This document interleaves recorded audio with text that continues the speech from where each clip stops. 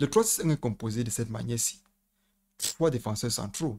3 défenseurs centraux pour moi qui sont un peu les faux défenseurs centraux. Pourquoi? Parce que quand tu as Akanji ou bien tu as un Kyle Walker qui peuvent remplir le couloir, tu sens bien que City, quand elle a la possession de balle, tout le monde peut jouer à n'importe quel poste. L'Inter de Milan avec le 3-5-2 et City avec le 3-6-1. Qui pour vous mérite de gagner la Champions League avec cette formation? Tous les détails après l'intro.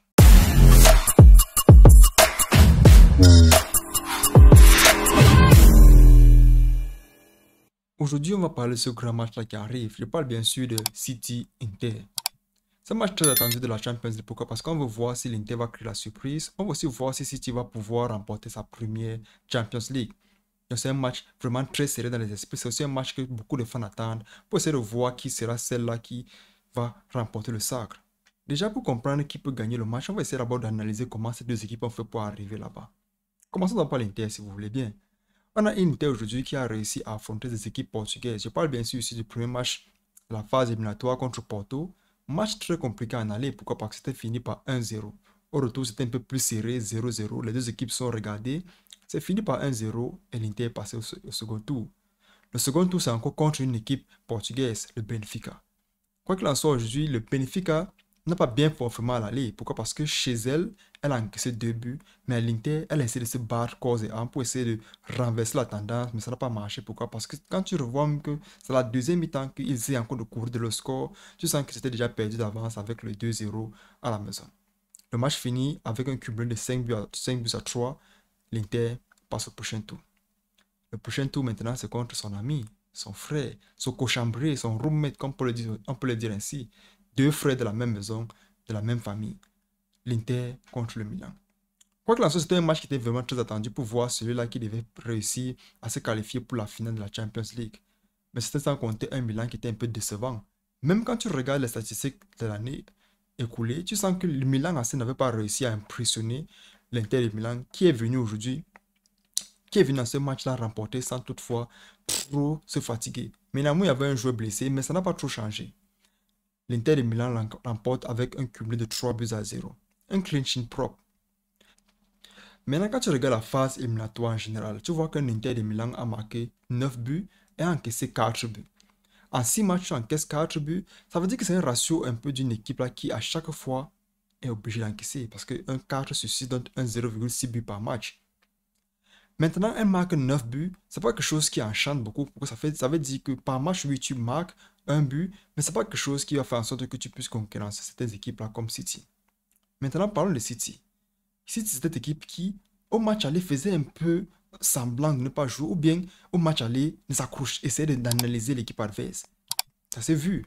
Pourquoi? Parce que quand tu vois le premier match de City contre Leipzig, un but partout à Leipzig au match aller, au retour, c'était une humiliation.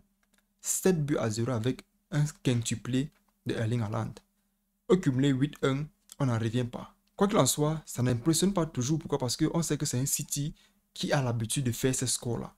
Mais contre une équipe de Leipzig, ça fait un peu questionner les fans. Est-ce que Leipzig était en forme ou pas? Est-ce que City a décidé de mettre la machine en marche? On essaie de voir ce qui arrive dans le match qui suit. Et le match qui suit, c'est contre le Bayern Munich. Bayern Munich, comme je le rappelle ici, a réussi à éliminer le PSG avec un agrégé de 3 buts à 0. Arrive et fait un match aller de 3 buts à 0. On se dit, oh, donc contre Leipzig, c'était pas de la blague. 3 buts à 0 contre le Bayern. Quoi qu'il en soit, le Bayern a toujours espoir. Mais au retour, les espoirs sont achevés avec un but partout. Et tu vois, un City se qualifie pour la demi-finale. La demi-finale, maintenant, c'est là où City décide de mettre les choses, les pendules à l'heure. Éliminé l'année passée par le Real de Madrid, City décide cette année de faire en sorte que les choses ne se déroulent pas à la faveur du Real de Madrid, qui est cette fois-là tenant du titre. Un but partout à l'aller. On a un Vinicius qui fait le taf. On a un Kevin De Bruyne qui égalise. Quoi qu'il en soit, c'est dit que le Real de Madrid va encore continuer à éliminer City, mais ce qui se passe révèle d'un film historique qui entre dans les histoires du football mondial. 4 buts à 0, démonstration de football école. City se qualifie pour la finale et quand tu regardes les statistiques, tu vois que City a réussi à dominer dans tous les plans. Ils ont 17 buts marqués et 3 buts encaissés. En 6 matchs, ils te marquent 17 buts. Ça veut dire qu'un ratio de près de 2,8 buts par match, Ils t'encaissent 3 buts. Ça veut dire que par match, ils ont 0,5 buts encaissés. Donc, soit ils encaissent, soit ils n'encaissent pas. Avec 3 clean sheets. Je parle bien sûr ici de la phase éliminatoire. Maintenant, quand tu regardes ça, tu te dis qu'un City qui affronte un Inter de Milan, pas favori. Mais néanmoins, le football n'est pas toujours ça. C'est pas ce que tu penses qui va potentiellement arriver. Maintenant, il faut essayer de voir dans l'ensemble comment City réussit à gagner ses matchs et comment l'Inter réussit à gagner ses matchs. Et pour ça, il faut regarder dans la formation elle-même. Quand tu regardes City aujourd'hui, elle a une formation de 3-6-1. Le 3-6-1 est composé de cette manière-ci. 3 défenseurs centraux. 3 défenseurs centraux pour moi qui sont un peu les faux défenseurs centraux. Pourquoi? Parce que quand tu as Akanji ou bien tu as un Kyle Walker qui peuvent remplir le couloir, tu sens bien que City, quand elle a la possession de balle, tout le monde peut jouer à n'importe quel poste. Néanmoins, c'est 3 défenseurs centraux, 2 milieux récupérateurs, avec un milieu défensif qui chaque fois peut changer. Tu vois maintenant 4 milieux offensifs. Quand je dis milieu offensif, ça veut dire quoi? Quand Kevin De Bruyne et Ilkay Gundogan sont en l'axe, tu as Bernardo Silva soit remplacé par Ryan Mahrez, tu as aussi de l'autre côté, tu as un Grealish ou Foden. Maintenant, en avant-centre, tu as la machine de but Erling Haaland. Ça veut dire qu'ils ont un processus de jeu de pression à la première touche de balle. Quand l'équipe adverse a le ballon, ils essaient d'avancer pour essayer de combler les espaces, essayer de presser pour faire en sorte que l'équipe dégage le ballon. Et quand l'équipe dégage le ballon, si tu as confiance. Pourquoi? Parce que rappelez-vous un peu lors du match contre le Real de Madrid, je vous avais dit ici lors de ma précédente vidéo, quand ils dégagent le ballon, ils savent que l'adversaire ne pourra pas potentiellement gagner un ballon en aérien, déposé au sol et le contourner avec.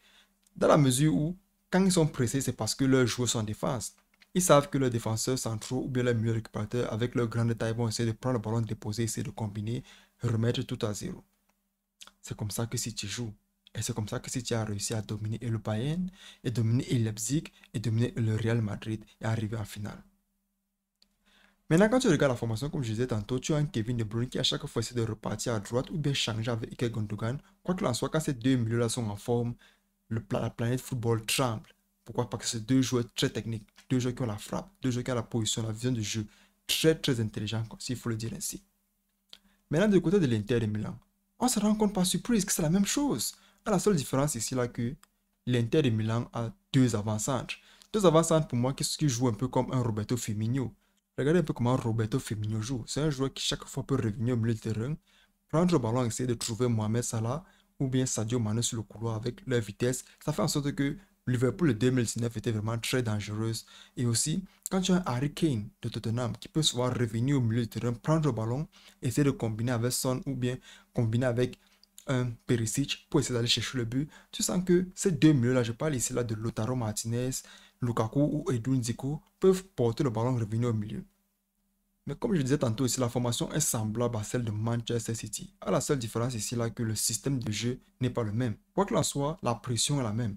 Pourquoi? Parce que quand l'équipe adverse a le ballon, ils essaient de presser haut pour faire en sorte que l'équipe adverse dégage un ballon et récupérer très facilement. Pourquoi? Parce que c'est très difficile de jouer un ballon aérien, surtout quand tu es cet attaquant là qui attend le ballon au sol, un ballon aérien arrive, le défenseur voit le ballon venir, toi tu peux juste courir sur le ballon et c'est plus facile pour le défenseur de contrôler, récupérer et essayer de trouver un milieu défensif ou un milieu récupérateur pour essayer de recombiner.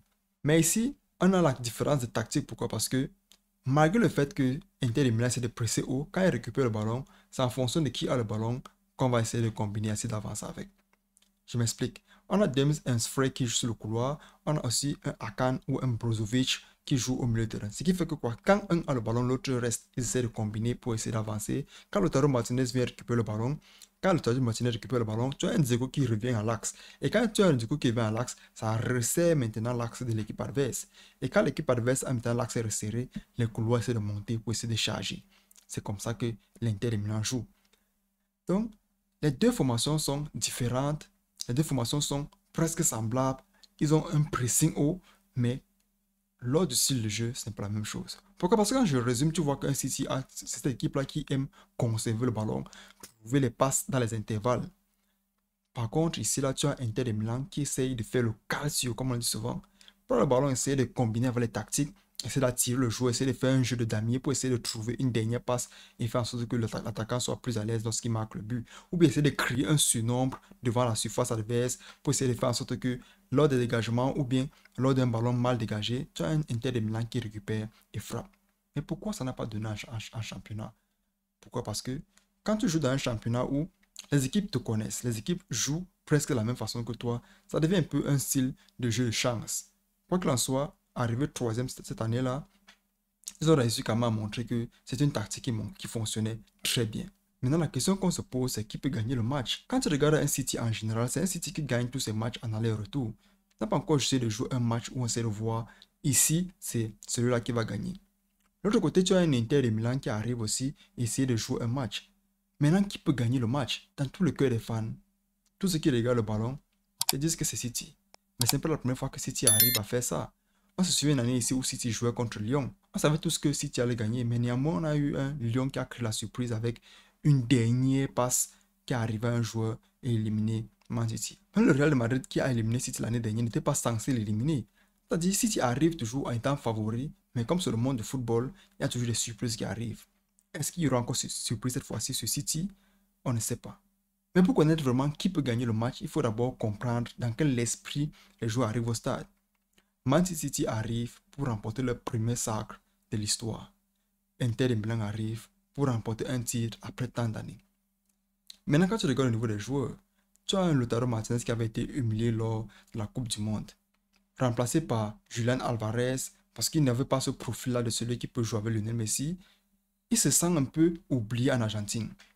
Une finale comme celle-ci est une occasion en or pour lui de montrer aux yeux du monde que ce Julián Alvarez-là qui joue contre lui en finale ne le mérite pas. Quoi qu'il en soit, c'est quelque chose qu'on va essayer de voir aujourd'hui. Mais comme je l'ai dit tantôt, le match se gagne sur l'envie. C'est celui qui a le plus envie qui gagne le match. Maintenant, si vous posez la question de savoir qui pour moi risque de gagner le match, moi je vais dire Manchester City. Pourquoi? Parce que tu as un Manchester City qui, à chaque fois, essaie d'analyser, essaie de faire en sorte, essaie de trouver, essaie de toutefois chercher une place pour être cette équipe-là qui a au moins une Champions League. Essaie de mettre une étoile sur ce bel emblème-là qu'ils ont. C'est un match aujourd'hui où ils vont mettre tous les triples. S'il n'y a pas de but de Manchester City à la première mi-temps, je pense que l'Inter aura plus de chances. Mais si c'est l'Inter qui marque à la première mi-temps, l'histoire va se répéter. Quoi qu'il en soit, c'était tout pour cette vidéo les amis. J'espère que vous l'avez aimé. N'oubliez pas de liker, commenter, partager. Ça fait aimer la chaîne. Et dites-moi en commentaire qui pour vous mérite de gagner cette Champions League. Prenez soin de vous les amis. La paix sur vous. On se revoit la prochaine fois. Ciao, ciao.